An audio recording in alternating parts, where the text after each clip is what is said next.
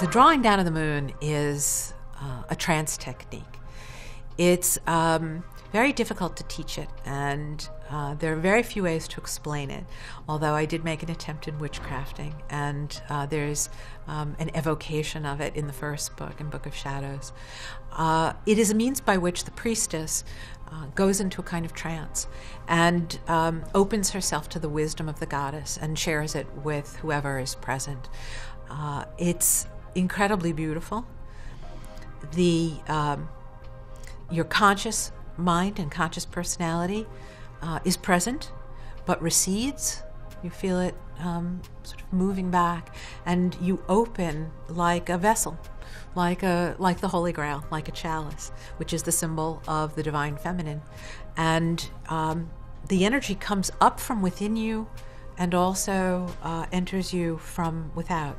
It's generally done at the full moon, and can also be done depending on which goddesses you're calling. If you're summoning a maiden goddess, you might do it during the waxing moon, and if you're working with a wise one, a crone or a Hecate goddess, one of the Caradwin, you might work at the waning moon or the dark of the moon. Frequently, when you're done, you don't remember what you've said,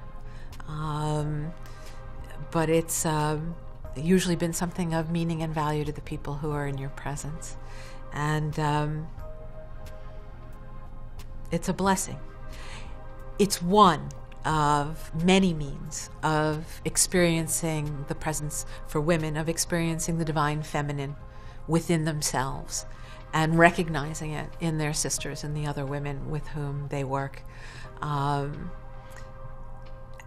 And it's an extraordinary practice. It seems to be quite ancient. There are pictures that seem to depict it.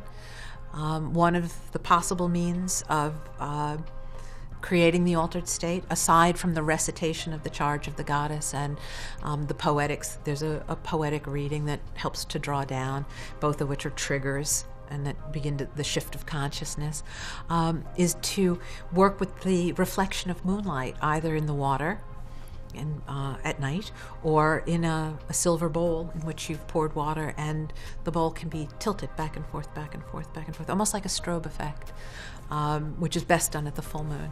And it's a very beautiful technique, and its gift is to remind us that the sacred dwells within each of us.